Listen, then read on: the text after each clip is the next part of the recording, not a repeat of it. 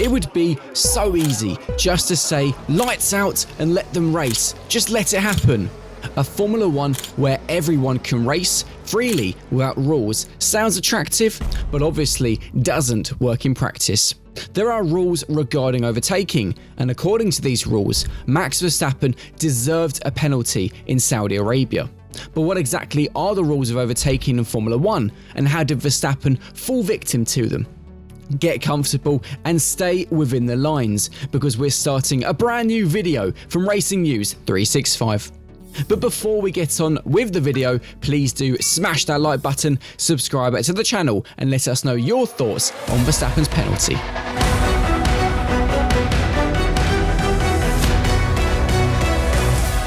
Before we elaborate further on the topic of overtaking in Formula 1, we should make it clear that in this video, we are not addressing whether the Formula 1 rules as written are correct.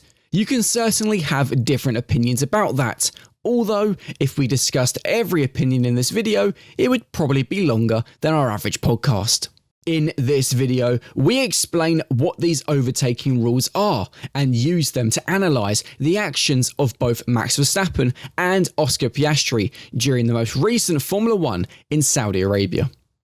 In recent years, there has been much discussion about what is and isn't allowed in direct combat. Max Verstappen was often involved in moments that reignited these discussions. On multiple occasions, new, more detailed guidelines were communicated to teams about what is and isn't permitted. These guidelines mention two types of overtaking manoeuvres: inside overtaking and outside overtaking. Let's start with the guidelines for inside overtaking. These stipulate that the attacking driver must have their front axle at least level with the mirrors of the defending party at the apex to expect space from the defending party. What exactly is the apex? That's the point of a corner on the inside where the driver comes closest to the edge of the track. In short, the innermost point of the corner. Back to those rules about the front axle and mirrors. This means the attacker's front axle doesn't need to be completely ahead. However, it's also up to the attacking party to leave sufficient space on the outside for the defending party. Then there are the guidelines for outside overtaking, as is the case of Verstappen versus Piastri, since Verstappen tried to counter on the outside after the Australian had already managed to get his nose ahead of Verstappen's at the start-finish line. The guidelines stipulate that the attacking party must have their front axle at least level with the defending party's front axle at the apex to claim space when exiting the corner.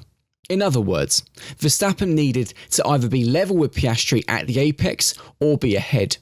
However, he was fractionally behind, and according to the guidelines, that settles it. Additionally, there's an important rule for the defending party.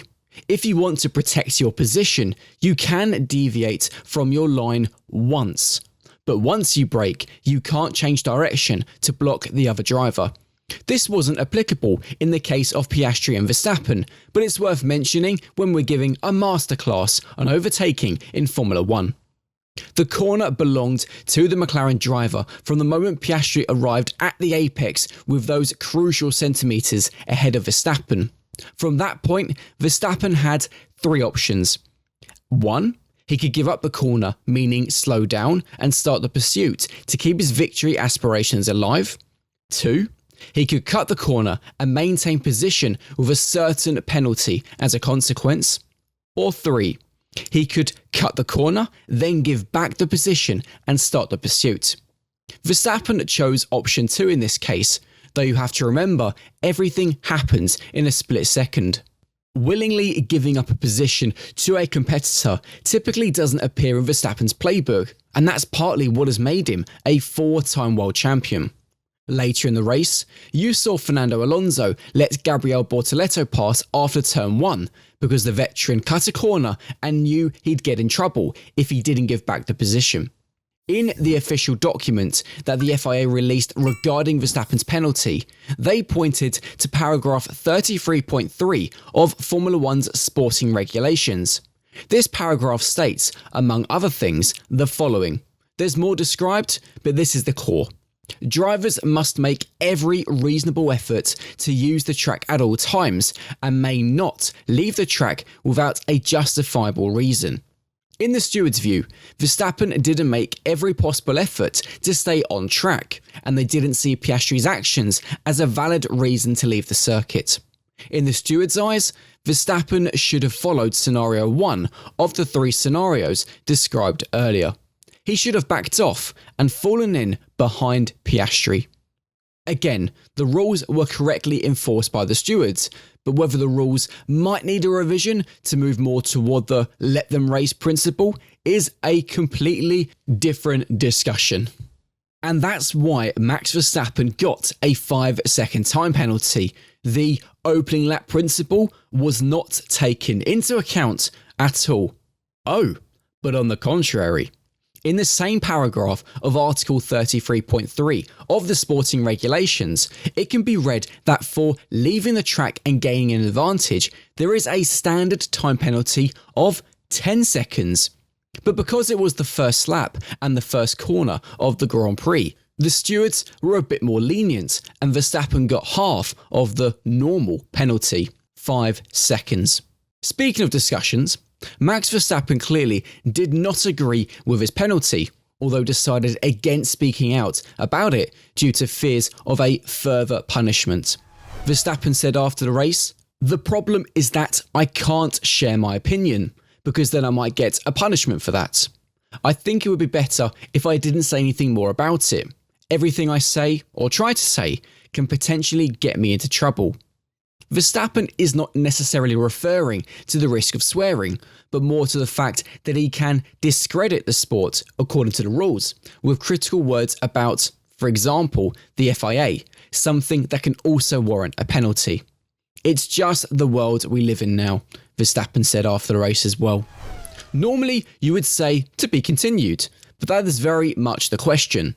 Yes, Red Bull did indicate that it still wanted to talk to the FIA, but the way in which they were adamant about the penalty did not make Christian Horner suspect that there was anything left to be gained. And in the meantime, Verstappen seems to be just as adamant about not speaking out. The stewards have shown a level of consistency with Article 33.3. When Lando Norris overtook Verstappen on the outside of the track in Austin last year and had a lasting advantage, he also received a 5-second time penalty. Normally, that is also 10 seconds, but the mitigating circumstance in Norris's case was that Verstappen also went off the track. The mitigating circumstance in Jeddah was that it was the start of the race. And that was that. The Saudi Arabian Grand Prix will go down in the books as an exciting race, but not so much for the action on the track.